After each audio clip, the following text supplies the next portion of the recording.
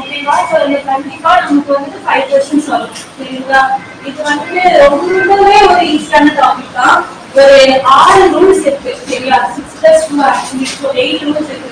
அந்த 8 ரூல்ஸ் மட்டும் நீங்க நல்லா போட்டு ப்ராக்டிஸ் பண்ணிட்டீங்கன்னா உங்களுக்கு இது வந்து ஈஸியா வரும். சரியா?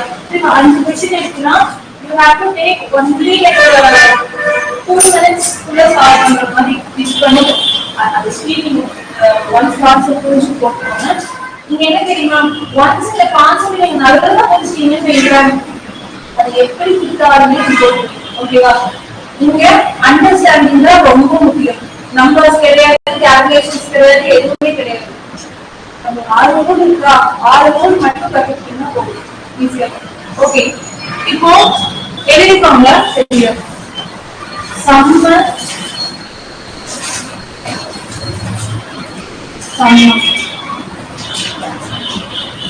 all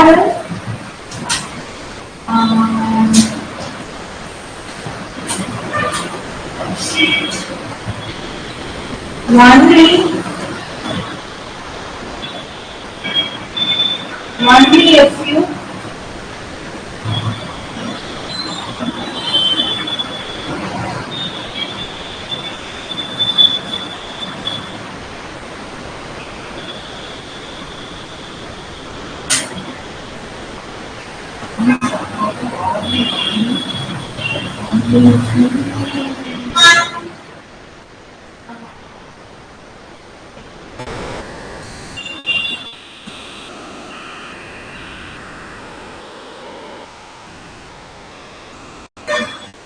காம்ப்ளிமெண்டரி பேர்ல 2 டைப் இருக்கு. ஓகேவா? இந்த பிளாக் கலர் எனக்கு தெரியல. பிளாக் கலர் வந்து ஆக்சுவலி என்னன்னா இந்த 6 எழுதிக்கோங்க. இந்த ப்ளூ கலர்ல எழுதிக்கிற 6மே மெயின் ரூல்ஸ். ஓகேவா? அதாவது 5 தான் ஆக்சுவலி. 6 வந்து காம்ப்ளிமெண்டரி பேர் இருக்கா இல்லையான்னு செக் பண்றதுக்கான ரூல். ஸோ காம்ப்ளிமெண்டரி பேர்ல 2 இருக்கு. சம்னோ அப்படிங்கிறது ஒரு காம்ப்ளிமெண்டரி பேர், ஆல் சம்னாட் அப்படிங்கிறது ஒரு காம்ப்ளிமெண்டரி பேர். சரிங்களா? பட் இந்த 5 விஷயத்தை நீங்க பயங்கர ஸ்ட்ராங்கா இருக்கணும். ஏன்னா நார்மலா நீங்க சொல்றப்போ ஈஸியா ரொம்ப ஈஸியா இருக்கும். சரியா? ஆனா நீங்க சம் போடும்போது இத்தனையும் உங்களுக்கு மிக்ஸ் பண்ணி கொடுக்கறப்போ கன்ஃபியூஸ் ஆகாம இருக்கிறது தான் உங்களோட ஸ்ட்ரென்த். ஓகேவா? இப்போ அந்த ஃபர்ஸ்ட் 5 வந்து எனக்கு மெயின் ரூல்ஸ். 6th வந்து காம்ப்ளிமெண்டரி பேர் இருக்கா இல்லையான்னு செக் பண்றது. ஸோ காம்ப்ளிமெண்டரி பேர்ல 2 இருக்கு. ஏபி சம்னோ ஆர் சம்னாக்கு. அதுல ஃபர்ஸ்ட் ஒன் ஏ. அதுல இப்போ சம்னோ இருக்கு அப்படின்னா sum A R B, no A R B. First வந்துட்டு ஏ வந்து சேமா வரும், சேம் சைடுல வரும்.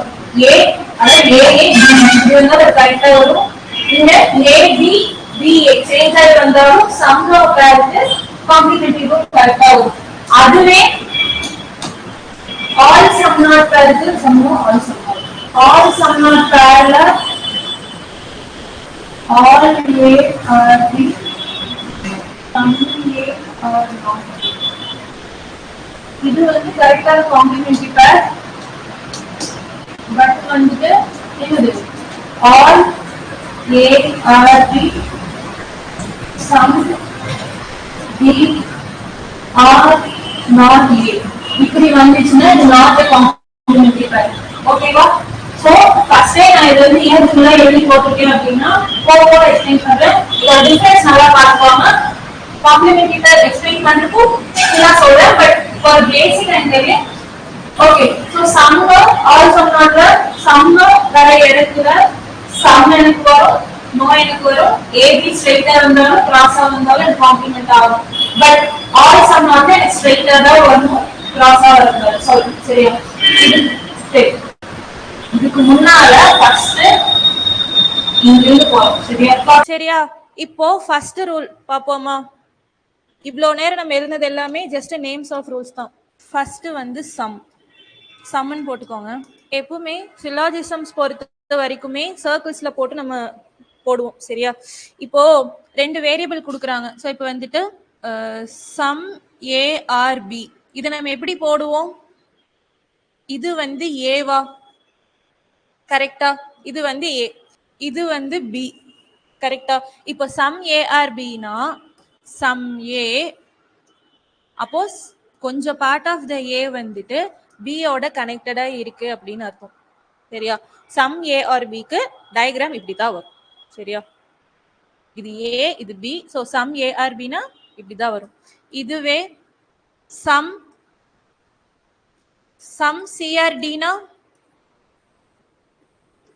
அவ்வளவுதான், சம் சிஆர்டி. ஓகேவா? சம் எப்படி போகணும்னு புரிஞ்சா? சம் அப்படின்னா என்னது? கொஞ்சம் பார்ட் ஆஃப் த, இப்போ சம் ஏஆர்பி அப்படின்னா நீங்க கனெக்ட் பண்றீங்க. சரியா? அப்போ கொஞ்சம் ஏ எடுத்து பியோட கனெக்ட் பண்றீங்க. இப்போ நல்லா புரிஞ்சுக்கோங்க, இந்த சம்லயே நான் எக்ஸ்பிளைன் பண்றேன். என்ன அப்படின்னா, இப்போ இப்போ ஃபார் எக்ஸாம்பிள் n அப்படின்னு இருக்குன்னு வச்சுக்கோங்களேன்.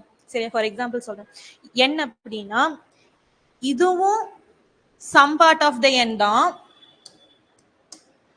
இதுவும் some part of the n தான், இதுவும் some part of the n தான். n some. அப்போ ஹோல் n அப்படின்னா 100% ஆஃப் த ஹோல் n குள்ள 1%நாலும் அது எனக்கு சம் தான், 12%நாலும் எனக்கு சம் தான், 10%நாலும் சம் தான், 0.1%நாலும் சம் தான், 99.99%நாலும் சம் தான். 100% சொன்னா மட்டும்தான் அந்த ஃபுல் சர்க்கிள். இல்ல சம் அப்படின்னா எந்த சம்மா வேணாலும் இருக்கலாம்.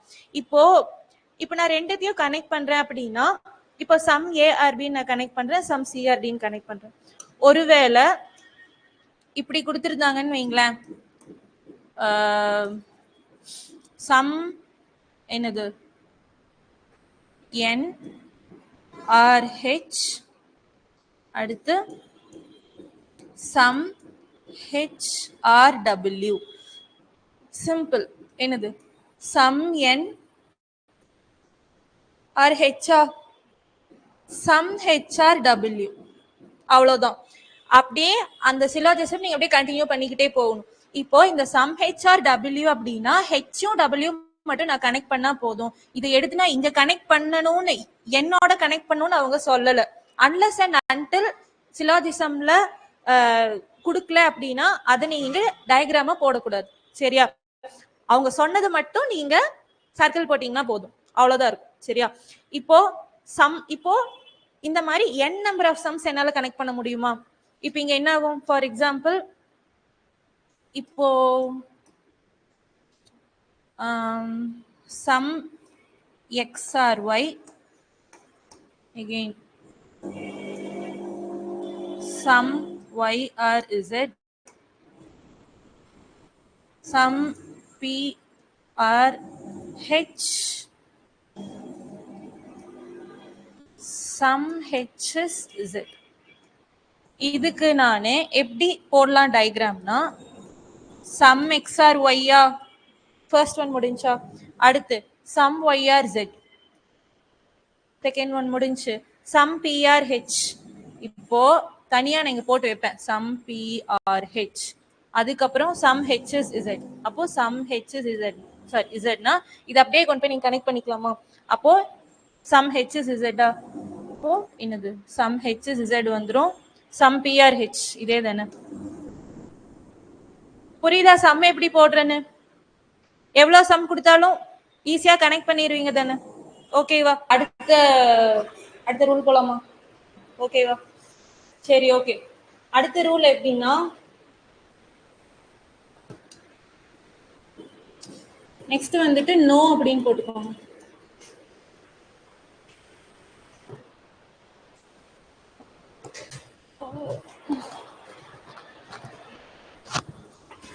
ஓகேவா? அடுத்தது வந்துட்டு நோன்னு போட்டுக்கோங்க.